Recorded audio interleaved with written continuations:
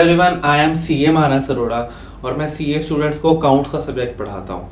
तो आज के इस वीडियो में हम करने जा रहे हैं जी सीए फाउंडेशन के पार्टनरशिप का one of the most important topics, जो कि है आपका जॉइंट लाइफ पॉलिसी से रिलेटेड।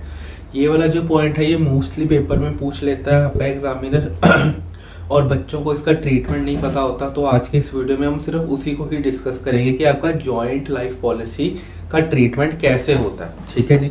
सबसे पहले मैं आपको एक जनरली बताऊंगा कि जॉइंट लाइफ का क्या ट्रीटमेंट होता है। उसके बाद डिफरेंट क्वेश्चंस करेंगे। मेरे पास यहाँ पर 7-8 क्वेश्चंस मैंने लिख रखे हैं, तो वो क्वेश्चंस को अपन यहाँ पे करेंगे और फिर उन क्वेश्चंस में इस चीज़ का ट्रीटमेंट क्या होगा और अगर आपके पेपर में ये ट्रीटमेंट आ जाए तो आप कैसे करोगे, तो वो अपन यहाँ पे देखेंगे। ठीक है जी, शुरुआत करते हैं।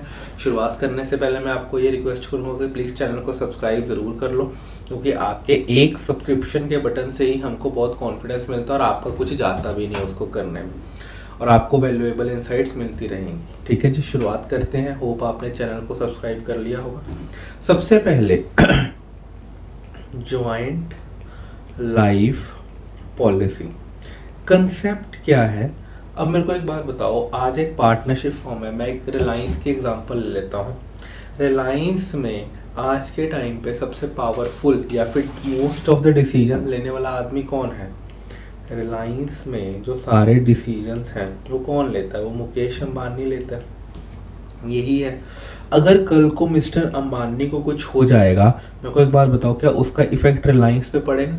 जिस दिन धीरू भाई अंबानी की डेथ हुई थी उस दिन स्टॉक मार्केट को बंद करना पड़ गया था, क्योंकि स्टॉक मार्केट गिरी जा रही थी, रिलायंस का शेयर गिरी जा रहा था। तो मेरे को एक बात बताओ, इस लेवल का इफेक्ट होता है कि एक आदमी का एक कंपनी पे। तो मेरे को बताओ, रिलायंस के ऊपर क्या मुकेश अंबानी का भी इस लेवल का इफेक्ट है कि भैया कल को अंबानी साहब को कुछ हो गया तो रिलायंस का शेयर तो बिल्कुल ख़त्म ही हो जाएगा? ठीक है। तो अब ऐसे ही पार्टनरशिप फर्म्स में भी होता है, क्योंकि जो पार्टनरशिप फर्म होती है वो किससे होती है? वो पार्टनर से ही तो होती है। तो अगर फॉर एग्जांपल पार्टनरशिप फर्म में 2 पार्टनर है, अगर एक पार्टनर को कुछ हो जाए तो पार्टनरशिप फर्म का तो आधी रह जाएगी। ऐसा ही होगा। तो अब रिलायंस को ये डर है कि यार अंबानी साहब के बाद क्या होगा, पार्टनरशिप को ये डर है कि यार अगर एक भी पार्टनर चला गया तो क्या होगा। तो इसकी वजह से रिलायंस या फिर पार्टनरशिप फर्म एक लाइफ इंश्योरेंस पॉलिसी लेती है। क्या लेती है? लाइफ आप यही मानो कि लाइफ की एक पॉलिसी लेती है, LIP, लाइफ इंश्योरेंस पॉलिसी वो लोग लेते हैं। किसके लिए लेते हैं? अपने पार्टनर के लिए लेते हैं कि अगर कल को मेरे पार्टनर को कुछ हो गया तो कुछ पैसा वैसा फर्म में आ जाए। ठीक है जी। जैसे आप लोग टर्म इंश्योरेंस लेते हो, टर्म इंश्योरेंस आप लोग क्यों लेते हो? कि यार अगर कल को मेरे को कुछ हो जाए तो मेरी फैमिली को XYZ अमाउंट मिलनी चाहिए। तो सेम इधर भी है। अब यहाँ पर बहुत इंपॉर्टेंट चीज़, ये सारी कहानी सुनाने का रीज़न क्या था, मेरे को एक बात बताओ, यहाँ पर जो पॉलिसी है वो कौन ले रहा है? वो रिलायंस ले रहा है और वो पार्टनरशिप फॉर्म ले रही है, क्योंकि उनको ही तो डर लग रहा है ना यार, अगर मेरे पार्टनर को कुछ हो गया, अगर अंबानी साहब को कुछ हो गया, फिर मैं कैसे चलूंगी। पॉइंट क्लियर हो गया। यहाँ पर किसको रिक्वायरमेंट फील हो रही है? कंपनी को फील हो रही है, पार्टनरशिप फर्म को रिक्वायरमेंट की नीड हो रही है कि यार अंबानी साहब को कुछ नहीं होना चाहिए, पार्टनर को कुछ नहीं होना चाहिए। तो इसका मतलब है कि जो लाइफ इंश्योरेंस पॉलिसी है वो कौन ले रहा है? वो पार्टनरशिप ले रही है। तो अगर लाइफ इंश्योरेंस पॉलिसी पार्टनरशिप ले रही है तो भैया इसका प्रीमियम भी कौन पे करेगा? इसका प्रीमियम भी पार्टनरशिप ही पे करेगी। यहाँ तक आपको चीज़ ओके हो रही है? क्या इसका प्रीमियम बनता भी किसका है पे करने वाला? पार्टनरशिप का ही बनता है ना। अगर पार्टनरशिप ने पॉलिसी ली है तो प्रीमियम भी कौन पे करेगा? पार्टनरशिप ही पे करेगी। ठीक है जी। तो यहाँ तक क्लियर होगी बात, लॉजिक क्लियर हो रहा है। अब इस इंश्योरेंस पॉलिसी को कैसे ट्रीटमेंट करें, इसका ट्रीटमेंट क्या होगा? 3 तरह के ट्रीटमेंट हैं आपके लिए जो आपको जानने बहुत इंपॉर्टेंट है, तो वो मैं आपको बता देता हूँ। सबसे पहले कई बार क्या होता है, life insurance policy as an expense. सबसे पहले लाइफ इंश्योरेंस पॉलिसी को हो सकता है, अब इसमें से कोई भी एक ट्रीटमेंट करती हो सकती है पार्टनरशिप फर्म, कोई भी एक ट्रीटमेंट हो रहा होगा, सॉरी,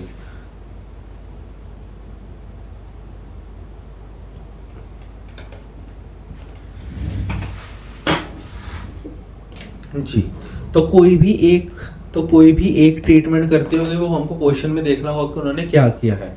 सबसे पहले पार्टनरशिप फर्म ये कह सकती है कि जो भी मैं प्रीमियम पे कर रही हूँ वो मेरा क्या है, वो मेरा खर्चा है, ठीक है।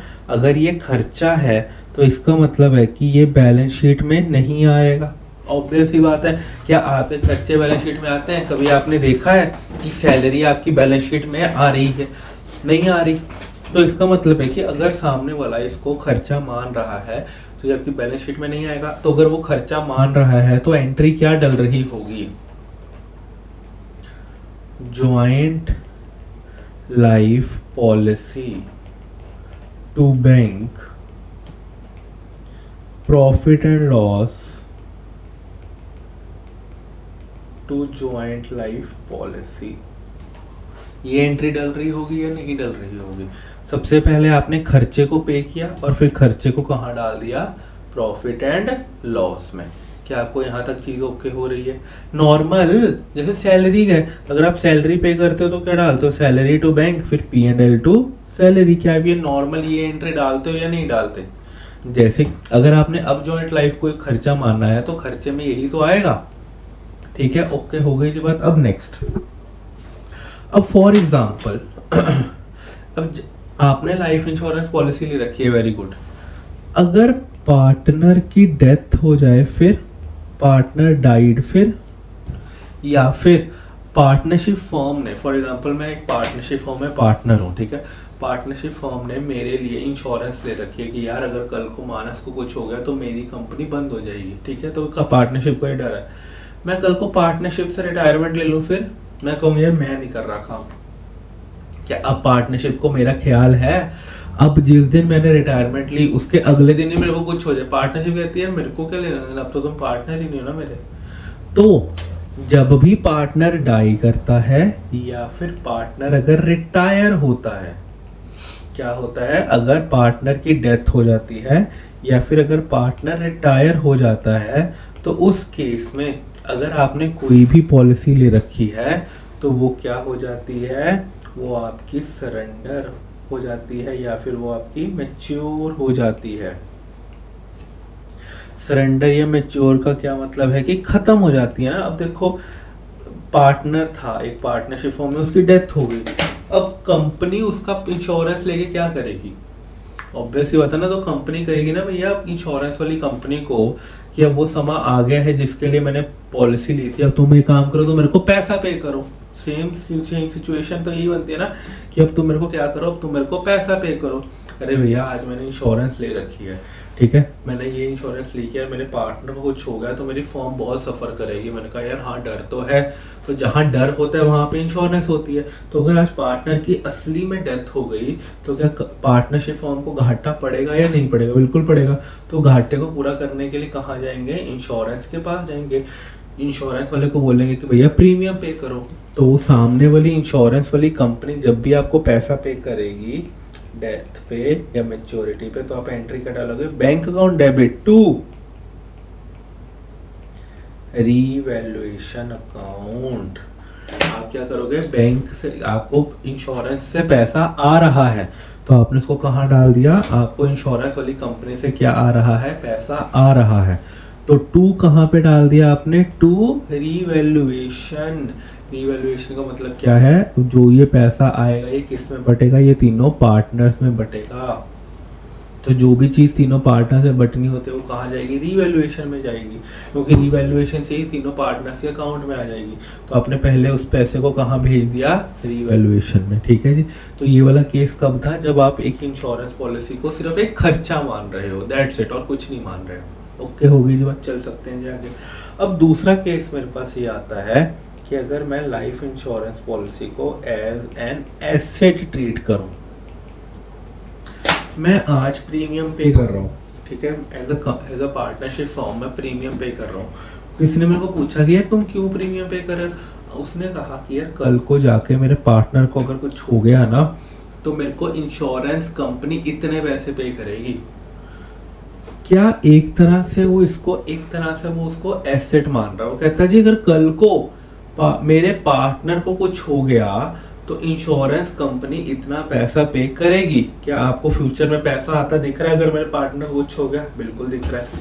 तो कहता है यार इसको एसेट ही मान लेते हैं, फिर इसको एसेट ही मान लेते हैं, क्योंकि इस प्रीमियम के पे करने की वजह से ही तो कल को मेरे को पैसा आएगा। अब उसको एक्सपेंस मानना है, उसको एसेट मानना है, ये आपको पेपर में आइडेंटिफाई बरी करना पड़ेगा। वो कैसे करना पड़ेगा? अब मेरे को एक बात बताओ मैं प्रीमियम पे कर रहा हूँ, ठीक है, इंश्योरेंस का मैं प्रीमियम पे कर रहा हूँ, एंट्री तो यही रहेगी, एंट्री में तो कोई चेंज नहीं है। एंट्री में अगर मैं प्रीमियम पे कर रहा हूँ तो टू बैंक तो होगा ही होगा। किसके लिए पे कर रहा हूँ वो यहाँ पर होगा ही होगा, जॉइंट लाइफ पॉलिसी डेबिट होगी ही होगी, इसमें तो कोई आपके इफ्स एंड बट्स है ही नहीं। अगर पहले जॉइंट लाइफ पॉलिसी को, यहाँ पर जॉइंट लाइफ पॉलिसी को क्या मैं खर्चा मानता था? बिल्कुल, तभी तो P&L में डाल रहा था। क्या अब मैंने खर्चे को एसेट मानना शुरू कर दिया है? क्या अब मैंने जॉइंट लाइफ पॉलिसी को एसेट मानना शुरू कर दिया है या नहीं कर दिया? फटाफट से बताओ। क्या मैं अब इसको एसेट मान रहा हूँ? यस।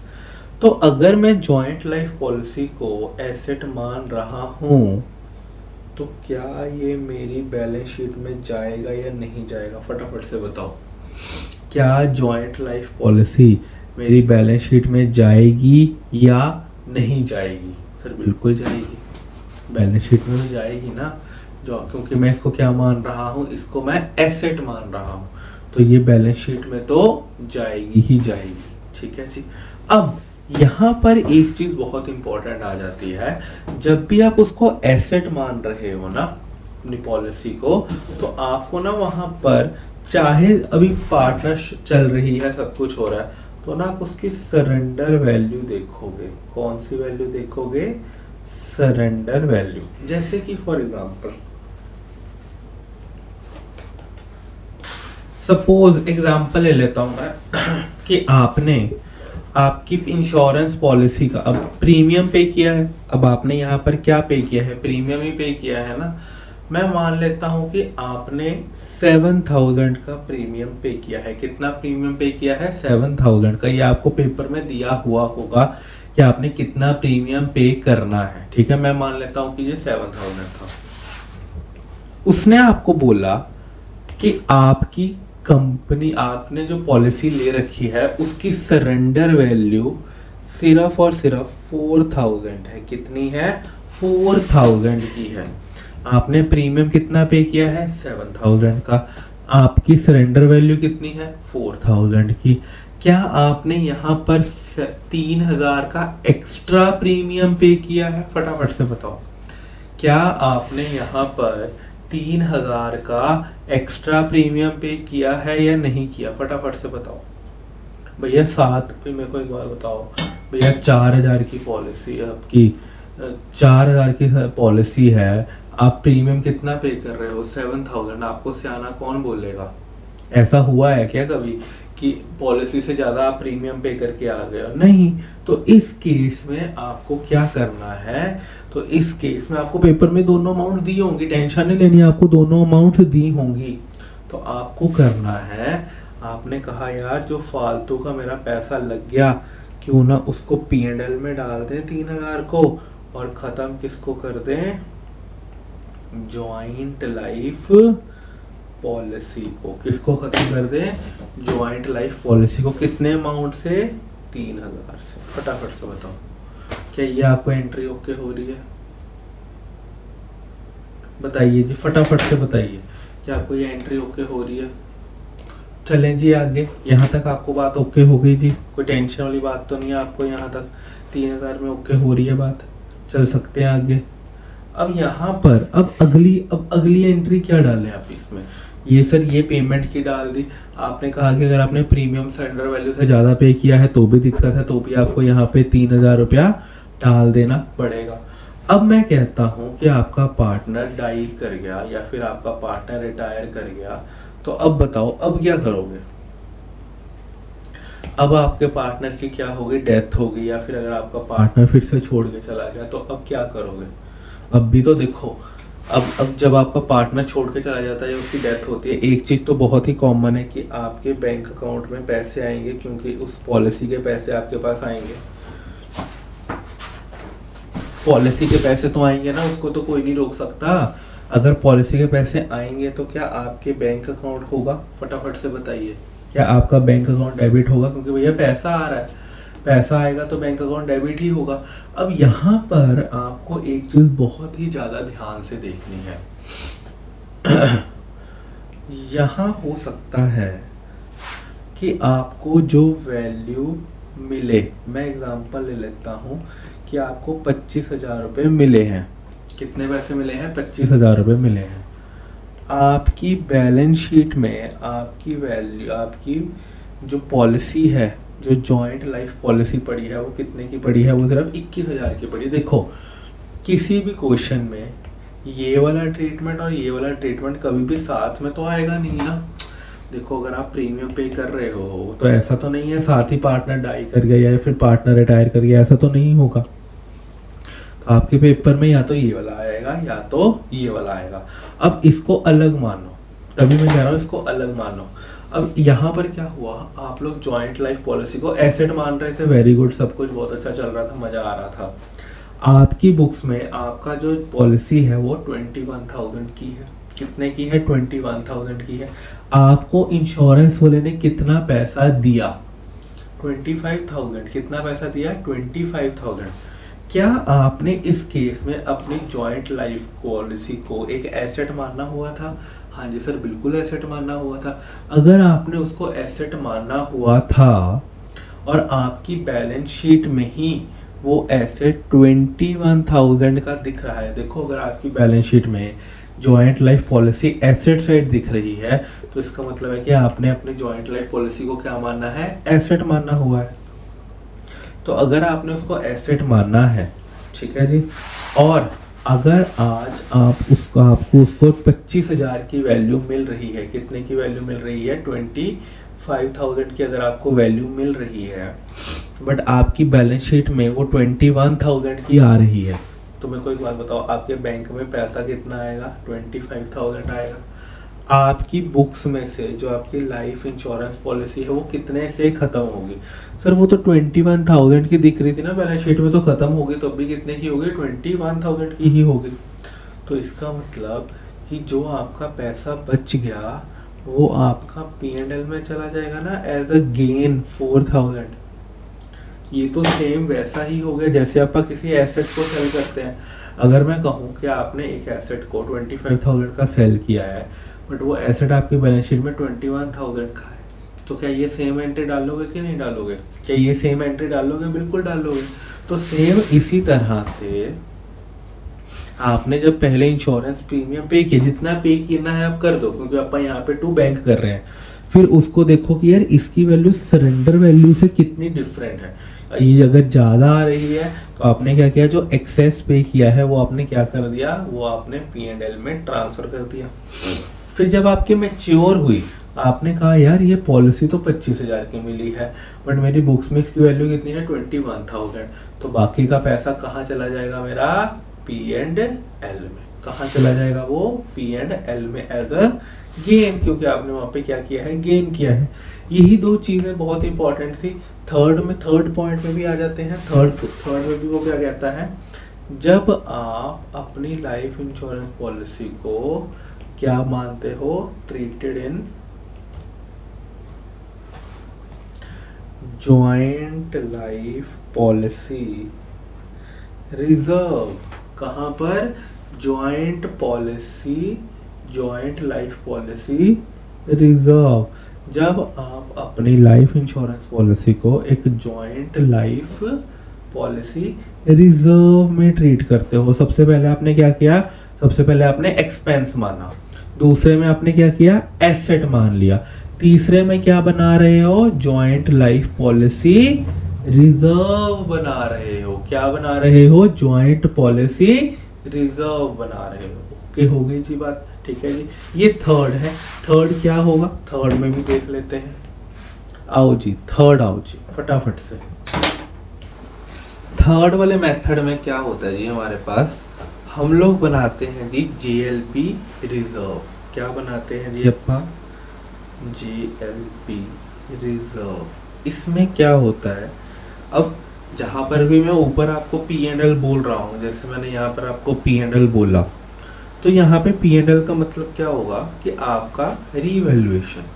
यहाँ पर जैसे मैं पी एंड एल बोल दिया तो इसका मतलब होता है जी रीवैल्यूएशन, क्योंकि हम लोग जब अगर ये सारी चीज़ें कर रहे हैं at the time of the reconstitution of the firm, तो ऑब्वियस सी बात है कि हम वहाँ पर रीवैल्यूएशन अकाउंट बना रहे होंगे पी एंड एल की जगह। तो यहाँ पर अगर मैं आपको पी एंड एल बोल रहा हूँ तो यहाँ पर पी एंड एल की जगह का मतलब होता है रीवैल्यूएशन अकाउंट। ठीक है जी, ओके हो गई जी बात। ये पी एंड एल की जगह रीवैल्यूएशन अकाउंट आप कर लो। ठीक, अब थर्ड चीज मैं आपको बोल रहा हूँ जी जेएलपी रिजर्व वाली। जेएलपी रिजर्व में क्या होता है कि जैसे ही आपने प्रीमियम पे किया, सबसे पहले तो प्रीमियम ही पे होता है पॉलिसी का, तो प्रीमियम आप कैसे पे करोगे, आप नॉर्मल जीएलपी अकाउंट जैसे आप पहले करते आए हो तो आप करोगे जीएलपी, जैसे आपने यहाँ पर ऊपर पे किया जॉइंट लाइफ पॉलिसी, जैसे आपने यहाँ पे जॉइंट लाइफ टू बैंक पे किया था। ठीक है जी, तो आप इसको भी यहाँ पे जॉइंट लाइफ ही लिख लो।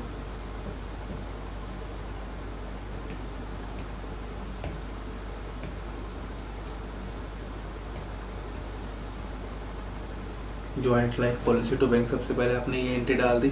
ये वाला कौन सा मेथड है, ये थर्ड मेथड है जहां पर जीएलपी रिजर्व बनता है। ठीक है जी, अब नेक्स्ट जहां पर आपने पे कर दिया, अब यहाँ पर आपने क्या किया, आपने जीएलपी बना लिया।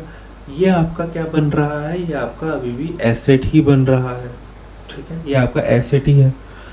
सेकेंड एंट्री जब आप करोगे, अब सेकेंड एंट्री में आप क्या क्रिएट करोगे, अब सेकेंड एंट्री में आप जीएलपी रिजर्व क्रिएट करोगे। क्या क्रिएट करोगे, जीएलपी रिजर्व क्रिएट करोगे। ठीक है जी, तो यहां पर आपने क्या किया, to joint life policy reserve. अब रिजर्व कहां से क्रिएट किए जाते हैं, आप पीएनएल से क्रिएट करते हो ना। अगर मैं आपको कल को बोलूं जनरल रिजर्व में कोई पैसा डाल लो, तो कहाँ से डालोगे, पीएनएल से डाल लोगे। तो यहाँ पर भी आप कहाँ से डालोगे, प्रॉफिट एंड लॉस अकाउंट। ठीक है जी, प्रॉफिट एंड लॉस अकाउंट से आपने क्या डाल दिया, टू जीएलपी आपने डाल दिया, टू जीएलपी रिजर्व आपने यहाँ पे बना दिया। अब बहुत ध्यान से एक चीज को देखना कि अब जैसे आपने पहले एसेट में क्या किया था, जब आप जीएलपी को एक एसेट मान रहे थे तो आपने सिर्फ और सिर्फ एक एसेट ही क्रिएट किया था, इसको एसेट क्रिएट कर दिया। ठीक है, सारी चीजें फिर आपने उस हिसाब से चलाई। अब यहाँ पर जब मैं थर्ड चीज कर रहा हूँ, यहाँ पर ये एसेट के साथ साथ एक आपने रिजर्व भी क्रिएट किया है। क्या क्रिएट किया है, एक रिजर्व भी क्रिएट किया है। ठीक है जी, ओके हो गई। अब फॉर एग्जांपल मैं आपको कहता हूँ कि आपने 7000 का प्रीमियम पे किया है। कितने का प्रीमियम पे किया है, 7000 का ही प्रीमियम पे किया है, और यहाँ पर भी आप 7000 का ही ये वाली एंट्री करोगे। आपने 7000 का प्रीमियम पे किया तो सेम 7000 से ही ये वाली एंट्री आएगी, क्योंकि जितने से आपने एसेट बनाया है उतने से ही आपका रिजर्व भी आएगा। ठीक है जी, अब नेक्स्ट अगर मैं कहूं इसकी सरेंडर वैल्यू आपके पास 4000 है, सेम ऊपर वाली ले लेता हूँ 4000। अब मेरे को बताओ, जब इसकी सरेंडर वैल्यू 4000 होगी तो क्या आप जॉइंट लाइफ पॉलिसी को कम करोगे, क्योंकि आपने 7000 से कर रखा है तो आपको इसको 3000 से कम करना पड़ेगा, सेम जैसे ऊपर था। तो टू जॉइंट लाइफ पॉलिसी कितना आ गया जी, टू जॉइंट लाइफ पॉलिसी 3000, और डेबिट क्या कर दूंगा मैं, जॉइंट लाइफ पॉलिसी रिजर्व 3000। आपने क्या क्या कम कर दिया? आपने रिजर्व भी कम कर दिया और आपने अपना जो एसेट क्रिएट किया था उसको भी कम कर दिया। यहाँ तक आपको चीज ओके हो रही है कि आपने इन दोनों चीजों को क्या कर दिया? कम कर दिया एज पर जितना होना चाहिए था। ठीक है, अब नेक्स्ट चीज क्या आ जाती है? एट द टाइम ऑफ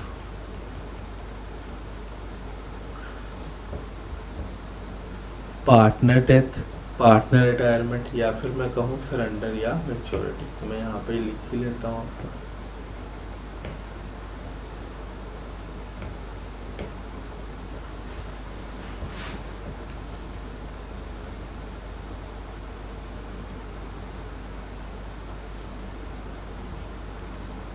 चलो ये हो गया जी आपका। अब यहाँ पर क्या करना है? फॉर एग्जाम्पल जैसे कि हमने ऊपर भी क्या लिया था, ये सेम एग्जांपल ही थी। मैं ये लेता हूँ कि आपकी बैलेंस शीट में आपका जीएलपी जो जॉइंट लाइफ पॉलिसी का अमाउंट पड़ा है वो 25,000 पड़ा है, बट आपको कितनी वैल्यू मिल रही है? आपको 25,000 की वैल्यू मिल रही है। ठीक है जी। तो अब अगर ऐसी केस हो रहा है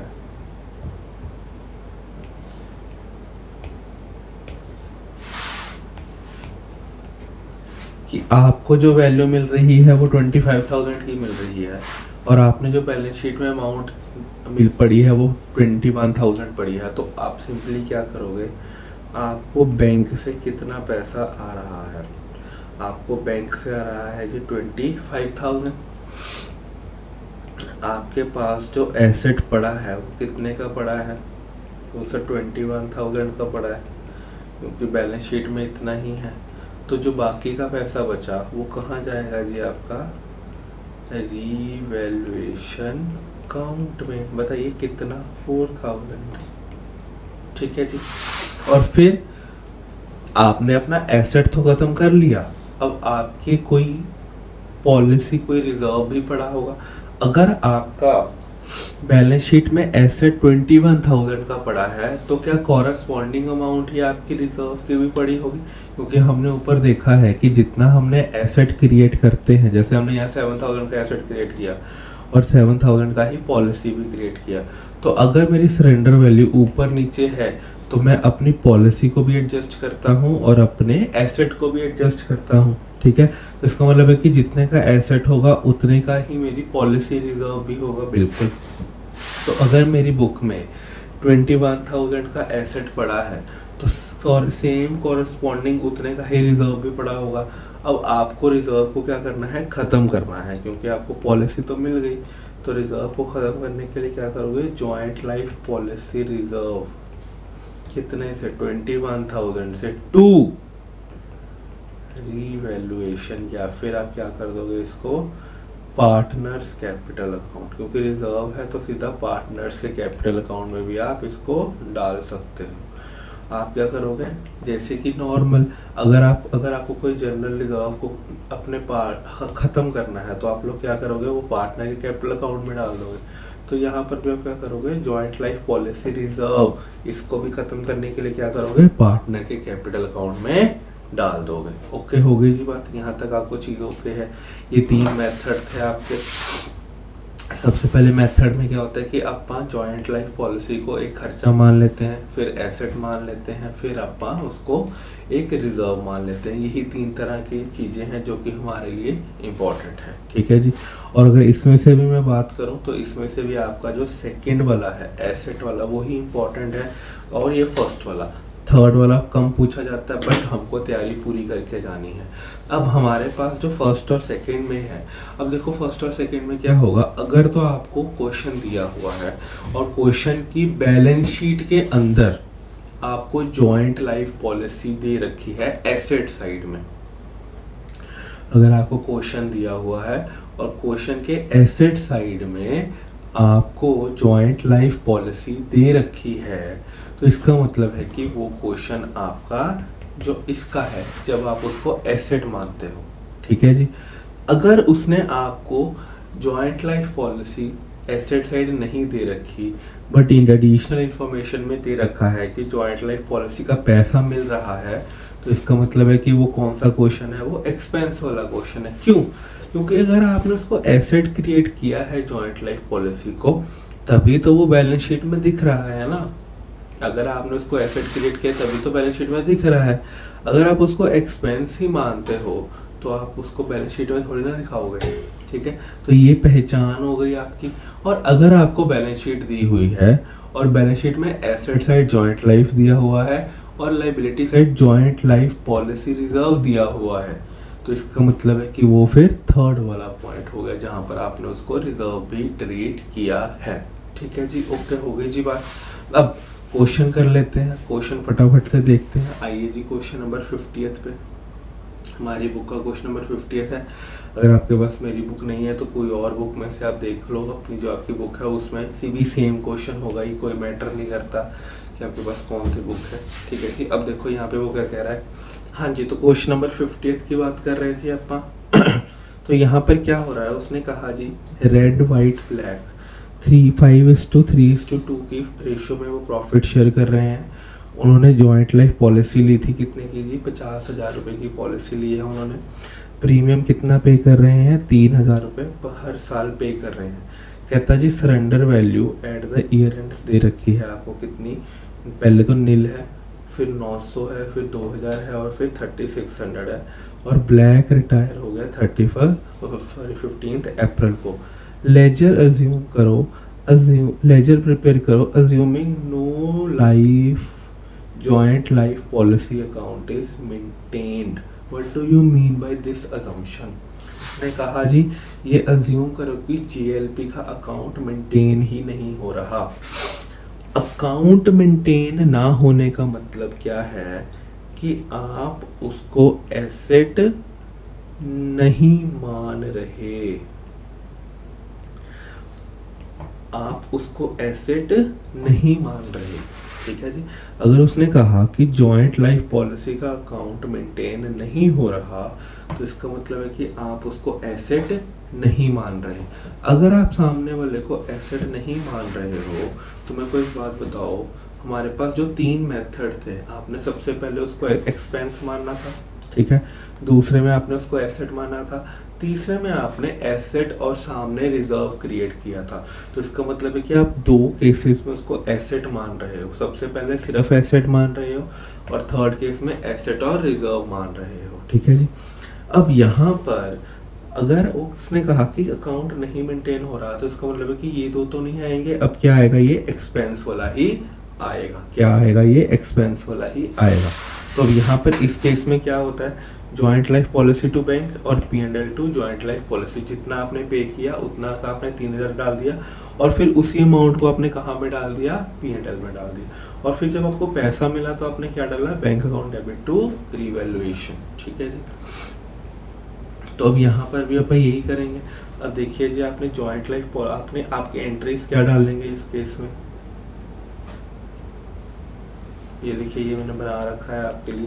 2018 में आपको कितना मिला था, 3,000। ठीक है, तो इस केस में अपन को सिंपली क्या करना है, इस केस में अपन को सिंपली करना है JLP टू बैंक 3,000 और P&L to JLP, P&L to JLP 3,000। ये वाली एंट्रीज आपकी आएंगी, आप ये वाली एंट्रीज करोगे हर साल कि आपने जितना 3,000 बैंक में डाल दिया और जितना आपने P&L में डाल दिया। ओके हो गई जी बात। अब जिस दिन आपको उसको सरेंडर हुआ,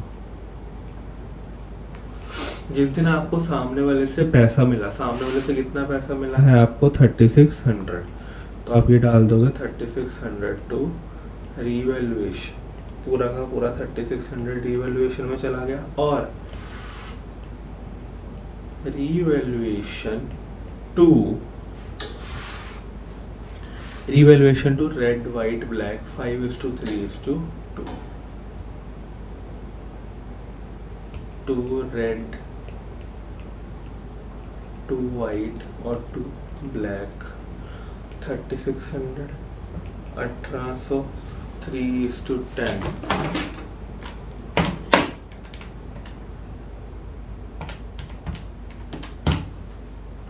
1080 और 720 आपकी ये वाली एंट्री आ जाएगी। ठीक है जी। अब ये वाली जो आपकी एंट्रीज हैं, ये वाली जो आपकी एंट्री है, ये आपकी कब कब आएगी?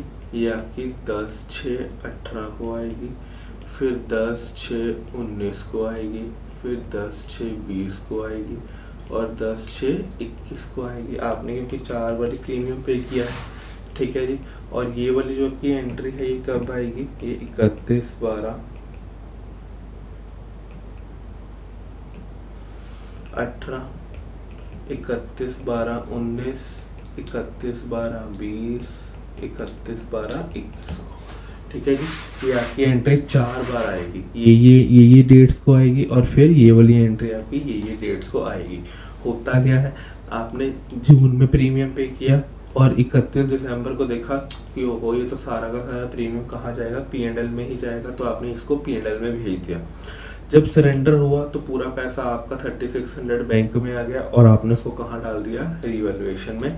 और रिवैल्यूएशन से वो पैसा कहाँ पे चला जाएगा? ओल्ड पार्टनर्स की ओल्ड रेशो में, क्योंकि वो ओल्ड पार्टनर्स का पैसा है। अब इसमें से हो सकता है कोई पार्टनर आ रहा है, जा रहा है, रिटायर हो रहा है, डेथ हो रहा है, कोई मतलब नहीं है, क्योंकि ये ओल्ड पार्टनर्स का पैसा था, तो ये ओल्ड रेशो में ही जाएगा। ठीक है जी। जैसे नॉर्मल अपन रिजर्व जाते हैं, नॉर्मल चीज़ें जाती हैं, तो सेम ये वैसे ही जाएगा।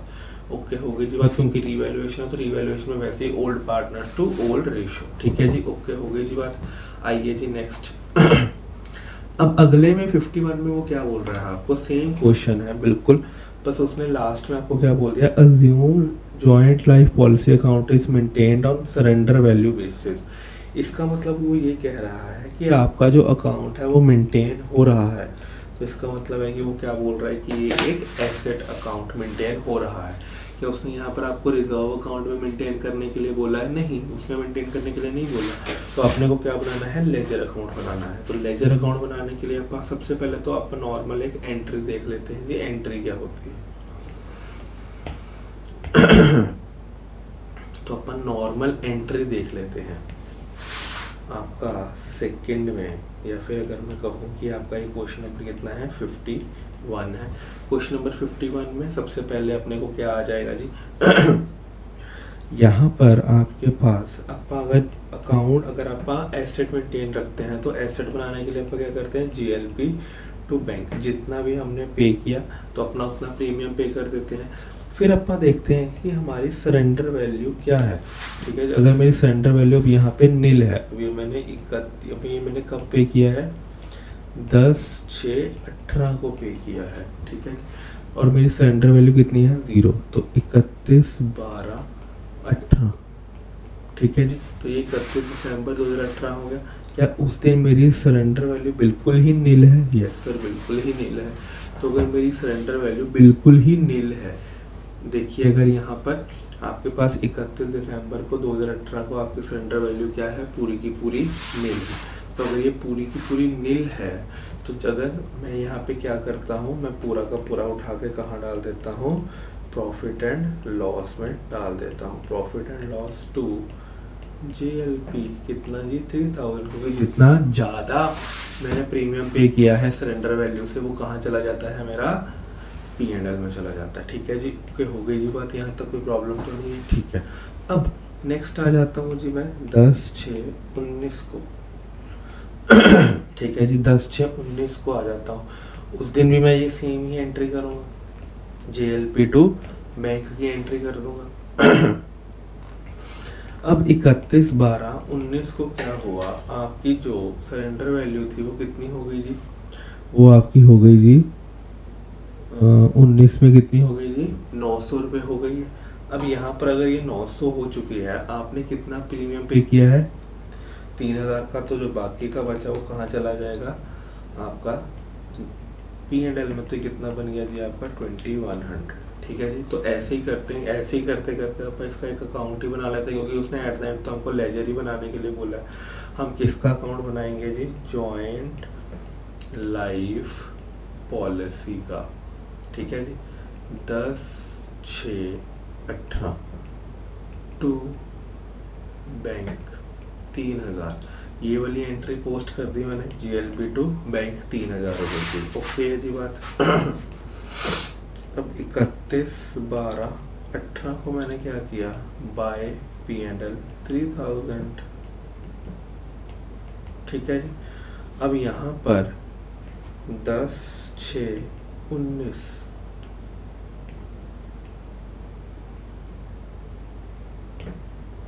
इस दिन मैं ये सेम एंट्री डाल दूंगा, ठीक है जी। 31/12/19। अब यहाँ पर मैं कितना अमाउंट P&L में भेजूंगा, 2100 का, क्योंकि मेरे को 2100 ही राइट ऑफ करना है, बाकी तो मेरे पास पड़ा ही है। तो बाकी का मेरा क्या आ जाएगा, बाय बैलेंस कैरी डाउन 900 3000, और यहाँ पर कितना आ जाएगा जी, 3000। ओके जी।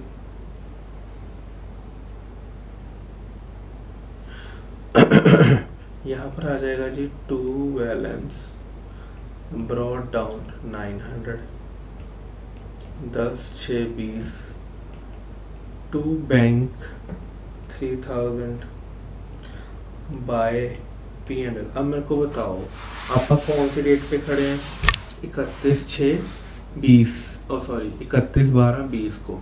उस दिन आपकी सरेंडर वैल्यू कितनी है, 2000 की सरेंडर वैल्यू है।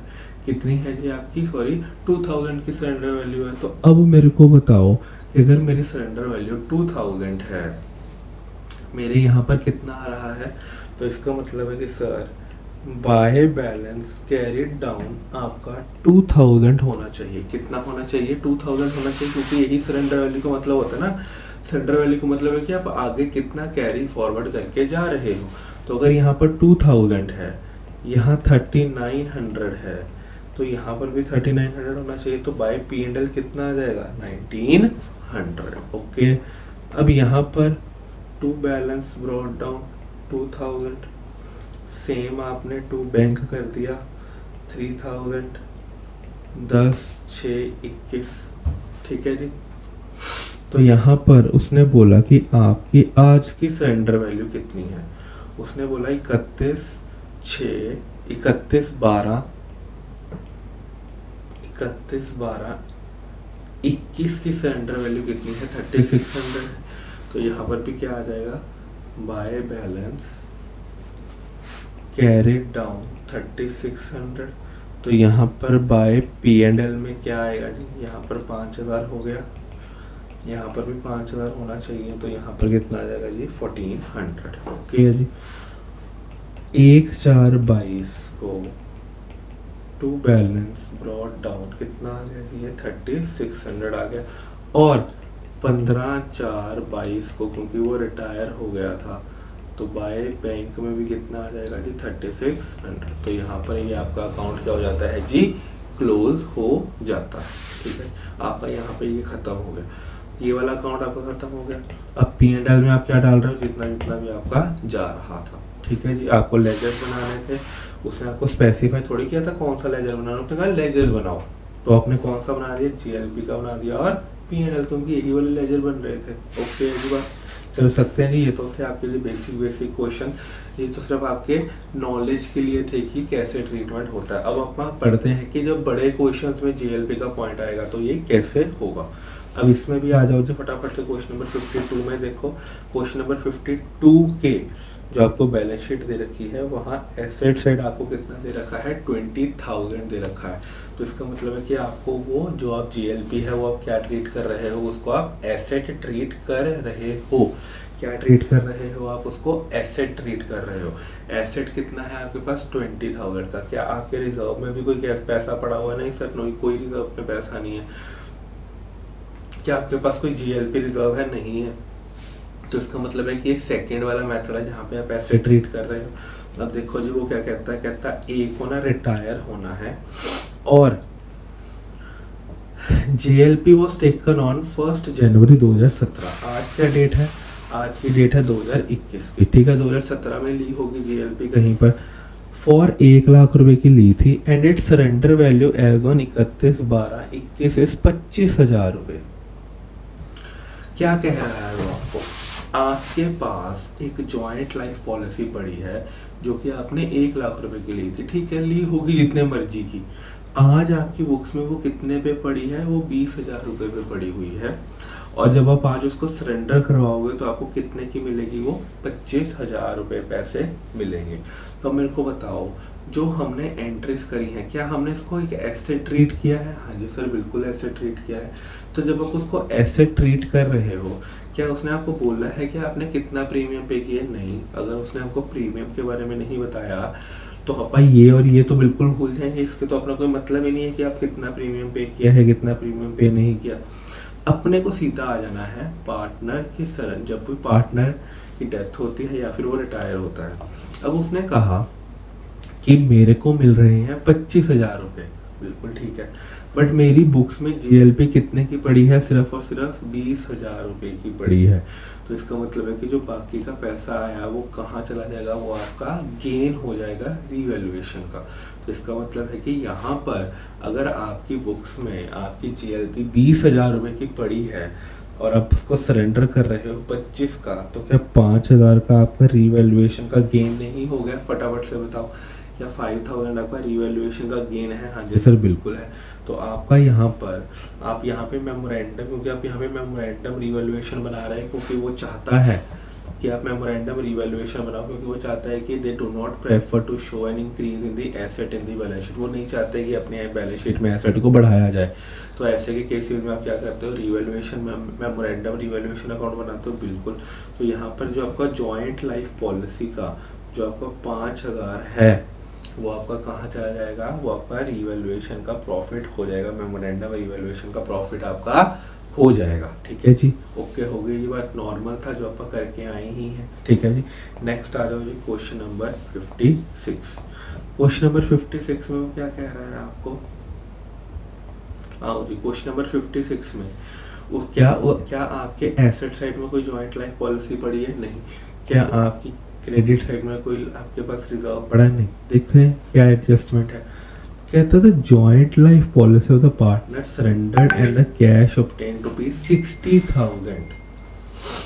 आपको कितना कैश मिला है? 60,000 का कैश मिला है। कहाँ से? जॉइंट लाइफ पॉलिसी से। तो अगर आपको 60,000 का कैश मिला है, ठीक है जी, सरेंडर करके, और आपके पास कोई भी डेबिट साइड में कुछ नहीं पड़ा हुआ, कोई भी एसेट नहीं पड़ा हुआ, तो इसका मतलब है कि आप उसको एक्सपेंस मानते थे। यही मतलब हुआ ना कि अगर आपके एसेट साइड में कोई जॉइंट लाइफ पॉलिसी नहीं पड़ी तो इसका मतलब है कि आप उसको क्या मानते थे? एसेट मानते थे।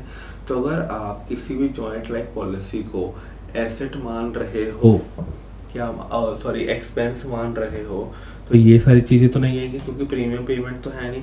तो जब आपने उसको मैच्योर किया तो सिंपली क्या कर दोगे? Bank account debit to revaluation. क्या कर दोगे? Bank account debit to revaluation. ठीक है जी। अब यहाँ पर आपने यहाँ पे एक्सपेंस ही मानना, तो जो पैसा आया वो सारा का सारा 60,000 कहाँ भेज दोगे आप? रीवैल्यूएशन में। तो रीवैल्यूएशन अकाउंट अगर आप देखोगे तो यहाँ सारा का सारा पैसा कहाँ जा रहा है? आपका रीवैल्यूएशन में। तो यही वाली एंट्री आ रही है, bank account debit to revaluation. Okay, हो गई जी बात। आओ जी नेक्स्ट पे, क्वेश्चन नंबर 61।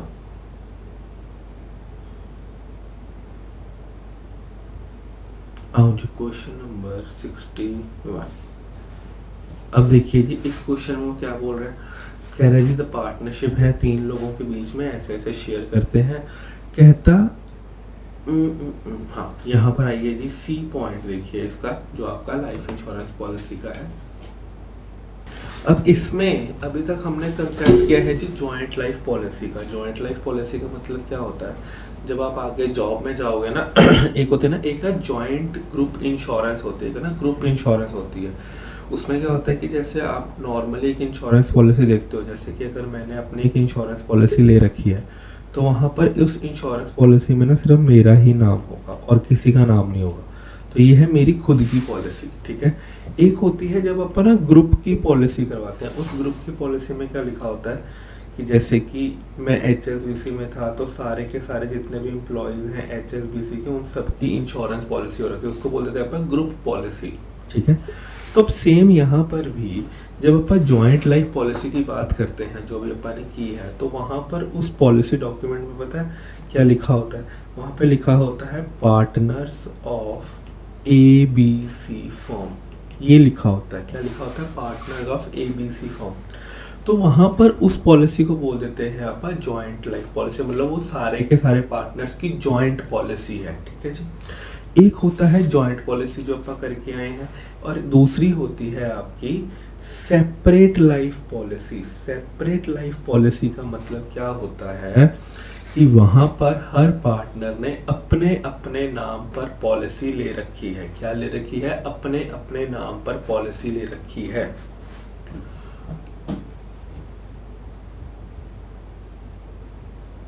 जैसे कि 3 पार्टनर्स हैं, ए, बी और सी, ये 3 पार्टनर्स हैं।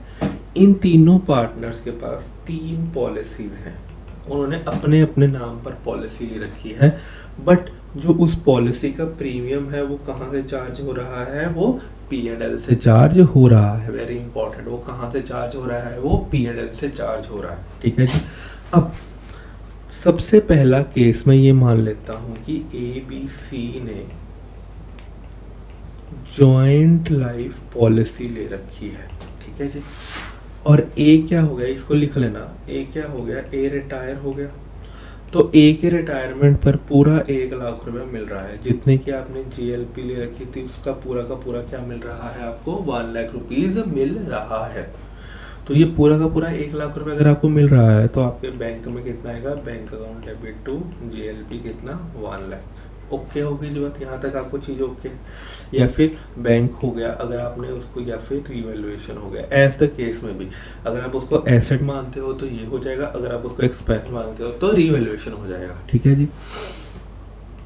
सेकंड, ए, बी एंड सी ने सेपरेट लाइफ पॉलिसीज ले रखी हैं। क्या ले रखी हैं?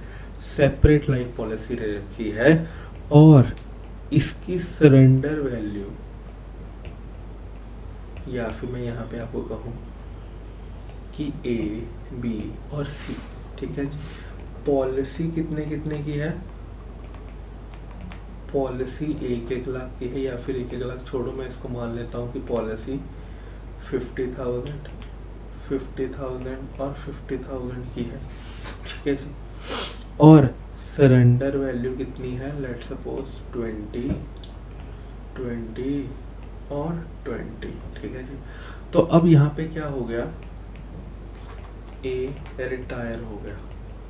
तो अगर ए रिटायर हो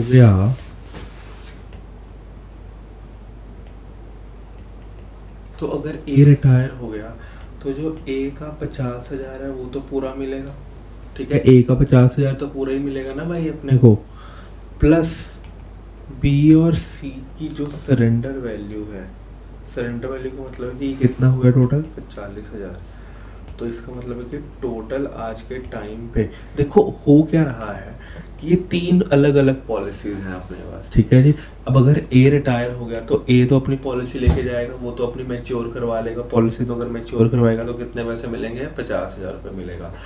बट ए पर बी और सी की वैल्यू की पॉलिसी की भी तो कुछ वैल्यू है ना, तो क्या है? वो 20,000 है। तो यहाँ पर कितना आ जाएगा? टोटल 40,000। बी और सी का टोटल कितना आ जाएगा? 40,000। तो ये जो 90,000 बचा, ये जो 90,000 है ये किस में जाएगा? ये ए, बी और सी में बटेगा। आप इसको बांट लो। ओल्ड रेशो, ओल्ड पार्टनर, ठीक है जी। इसको नोट कर लो आप कि अगर आपने सेपरेट लाइफ पॉलिसी ले रखी है और अगर ए रिटायर हो गया तो ए की पॉलिसी की जितनी अमाउंट है वो तो मेरे को आज ही मिल जाएगी, क्योंकि वो तो अभी मिलनी ही है, ठीक है जी। और जो बाकी का 20 मिला यहाँ पर मेरे को, ये सारा का सारा कहाँ चला जाएगा? ये बी और सी देगा आपको। बी और सी आज मिल जाएगा कितना? 40,000 सरेंडर वैल्यू। ये हो गया जी मेरा कितना? 90,000। ओके होगी जी बात, चल सकते हैं जी आगे। ये लिख लिया जी। चलो क्वेश्चन पढ़ लेते हैं। Question number 61 sorry. तो 61 में वो आपको क्या बोल रहा है? कहता है the insurance policy of 10,000 each is to be taken in the individual name. Individual name का मतलब क्या है? सेपरेट लाइफ पॉलिसी है, यहाँ पर जॉइंट लाइफ पॉलिसी नहीं है। तो यहाँ पे separate life policy and the premium is charge to the P&L, ठीक है, मतलब प्रॉफिट एंड लॉस मतलब बिजनेस पे कर रहा है। लास्ट में जाके उसने क्या बोल दिया, कहता है the surrender value is assume to be 20% of the sum assured. और इस क्वेश्चन में हो क्या रहा है, इस क्वेश्चन में 3 पार्टनर्स हैं, ABC हैं, ठीक है जी, और ए की डेथ हो रही है कब, 30 सितंबर को। तो मतलब है कि ए की पॉलिसी जा रही है, बी और सी की पॉलिसी तो इंटैक्ट रहेगी। अब आप मेरे को बताओ, आपने पॉलिसी कितने की ले रखी थी, 10,000 की। कितनी पॉलिसीज होंगी, क्या 3 पॉलिसीज होंगी मेरे पास, 10 के और 10 के। क्या यहाँ तक आपको कोई प्रॉब्लम तो नहीं है? नहीं, ठीक है, बिल्कुल ठीक है। अब मेरे को बताओ, यहाँ पर उसने कहा सरेंडर वैल्यू 20% है, तो इसकी 2000 होगी सरेंडर वैल्यू, और इसकी भी कितनी होगी, 2000 होगी। तो आज के दिन, जिस दिन वो ए की डेथ हो रही है, क्या पूरा का पूरा 10,000 मेरे को मिलेगा? बिल्कुल, प्लस 2000 प्लस 2000, तो इसका मतलब है कि टोटल कितना हो गया, टोटल 14,000 का पैसा मिल रहा है। फटाफट से बताइए, क्या टोटल 14,000 का पैसा मिलेगा आज के डेट पे? बिल्कुल। और ये जो टोटल 14,000 का पैसा है किस में जाएगा, ये ए और बी और सी में जाएगा। अब यहाँ पे होता क्या है कि जो जिसकी डेथ होती है, जिसकी रिटायरमेंट होती है, उसकी तो पूरी पॉलिसी का पैसा मिलेगा जो 10,000 की थी, बाकियों का सिर्फ सरेंडर वैल्यू को इंक्लूड करोगे आप, कितना कितना 2,000 हो गया, ठीक है। टोटल कितना हो गया जी, 14,000। तो अगर आप यहाँ पे देख भी लोगे तो ये कितना हो जाएगा जी आपका 14,000, और जो ए का शेयर बनता है 1.5 वो 7,000 उसको मिल जाएगा। ओके है जी बात। क्वेश्चन नंबर 61 हो गया जी। आगे आ जाओ जी क्वेश्चन नंबर 64 पे।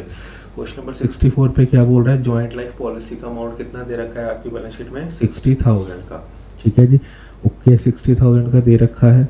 अब उसने कहा 60,000 का तो है, बट आपको अब अगर आपकी बैलेंस शीट में वो जॉइंट लाइफ पॉलिसी दे रखी है, तो इसका मतलब कि आप उसको क्या मान रहे हो, एसेट मान रहे हो, एसेट मान रहे हो। 60,000 तो आपको क्या मिल रहा है यहाँ पर, 2 लाख मिल रहा है। तो अगर आपको 2 लाख रुपए मिल रहा है और आप उसको 60,000 को मान रहे हो, तो इसका मतलब है कि जो आपका 1,40,000 हो गया, वो आपका क्या हो गया, वो आपका प्रॉफिट हो गया, प्रॉफिट एसेट पे। तो ये 140 कहाँ जाता होता है, रिवैल्यूएशन में, पार्टनर्स कैपिटल में। तो अगर आप देखोगे तो ये आपका जॉइंट लाइफ पॉलिसी का इसका टोटल 1,40,000 ही बन रहा है। ये 1,40,000 का जो प्रॉफिट है ये ओल्ड पार्टनर ओल्ड रेशियो में जा रहा है, ठीक है जी। ओके हो गई जी बात। नॉर्मल क्वेश्चन था 64। अब आओ जी 66 क्वेश्चन पे। 66 क्वेश्चन में वो क्या बोल रहा है जी आपको, कहता जी फर्म ने ना 1 लाख रुपए की क्या ले रखी थी, जॉइंट लाइफ पॉलिसी ले रखी थी, और इसके अलावा भी पार्टनर्स ने ना अपनी अलग अलग 50,000 की पॉलिसीज ले रखी थी। क्या ले रखी थी उन्होंने, अपनी 50,000 की पॉलिसीज वगैरह ले रखी थी। कहता इन पॉलिसीज की सरेंडर वैल्यू कितनी है, 30% ऑफ द फेस वैल्यू। अब मेरे को बताओ, अब हुआ क्या है, इस क्वेश्चन में 3 पार्टनर थे, पीटर, पॉल और प्रिंस। तो यहाँ पर क्या हो गया, पीटर की डेथ हो गई। तो मेरे को सबसे पहले ये बात बताओ, अगर पीटर की डेथ हो गई है तो जॉइंट लाइफ पॉलिसी का 1 लाख रुपए तो मिलेगा ही मिलेगा, क्योंकि वो तो सबकी कॉमन पॉलिसी थी, वो तो बिल्कुल ही खत्म हो जाएगी पॉलिसी, उसका तो 1 लाख रुपए आज अपने को मिलेगा ही मिलेगा।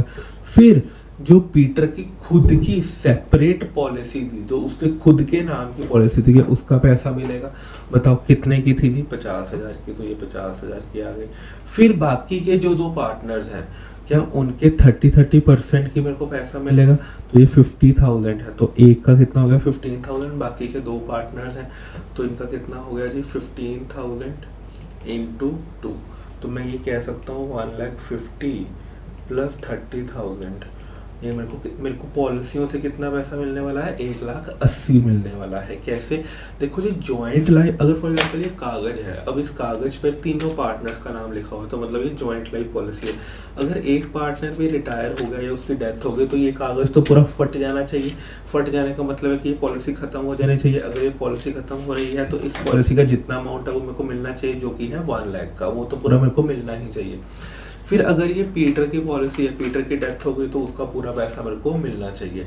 अब जो बाकी की ये दो ये पॉलिसीज हैं, अब ये वाली पॉलिसी बाकी के पार्टनर के नाम पर है, अब उसकी सरेंडर वैल्यू भी तो मिलनी चाहिए ना। पर सर हमें क्या लेना देना बाकी के पार्टनर्स के। अरे भैया मेरे को एक बात बताओ, अगर बाकी के पार्टनर्स क्या जो प्रीमियम पे हो रहा है वो P&L से पे हो रहा है, तो भैया पीटर से, तो मतलब पीटर को तो दुख हो रहा होगा ना कि यार मेरी मतलब फर्म के अकाउंट में से मैं बाकी पार्टनर्स का इंश्योरेंस का प्रीमियम पे कर रहा हूँ, तो उसका भी तो फायदा पीटर को मिलना चाहिए कि नहीं मिलना चाहिए, क्योंकि वो सांझे खाते में से जा रहा था, वो कॉमन पूल में से जा रहा था। तो इसीलिए आपको क्या याद रखना है कि जब भी पार्टनर की डेथ होगी तो जॉइंट लाइफ पॉलिसी का पूरा पैसा, अगर सेपरेट लाइफ पॉलिसीज ले रखी है तो जो पार्टनर की डेथ हो रही है, जो रिटायर हो रहा है उसका पूरा पैसा, और बाकी के पार्टनर्स की सेपरेट लाइफ पॉलिसीज की सरेंडर वैल्यू मिलेगी। ठीक है जी, तो यहाँ पे कितना हो जाएगा जी, ये 180 हो जाएगा। तो अगर आप यहाँ पे नीचे देखोगे तो आपका जॉइंट लाइफ पॉलिसीज में से कितना पैसा आ रहा है, 180 के हो गई जी बात। चल सकते हैं जी आगे। नेक्स्ट लास्ट क्वेश्चन है जी आपका क्वेश्चन नंबर 71। क्वेश्चन नंबर 71 में वो क्या बोल रहा है जी आपको क्वेश्चन नंबर 71 में आपको लास्ट में बोल रहा है, कहता है कि जॉइंट लाइफ पॉलिसी रखी थी 20,000 की, not mention in the balance sheet. तो इसका मतलब कि आप खर्चा ही मानते थे उसको, and it was surrendered for 4500। तो इसका मतलब है कि आपको पॉलिसी से कितना मिला जी, 4500 मिला। तो अगर आप खर्चा ही मानते थे तो जितना पैसा मिला उसको क्या कर दोगे, bank account debit to revaluation account. तो रीवैल्यूएशन अकाउंट में आपने क्या डाल दिया, 4500। ओके हो गई जी बात। ये आपके सारे पॉइंट थे जी joint life policy separate life policy के, और क्वेश्चंस में ये कैसे डील होंगे। ठीक है जी, ये मैंने आपको बता दिया। बाकी अगर आपको कोई और भी डाउट है तो आप मेरे को कमेंट कर सकते हो, मैसेज कर सकते हो, जो मर्जी कर सकते हो, बट डाउट मत रखना। ठीक है जी, थैंक यू वेरी मच, मिलते हैं जी नेक्स्ट वीडियो में।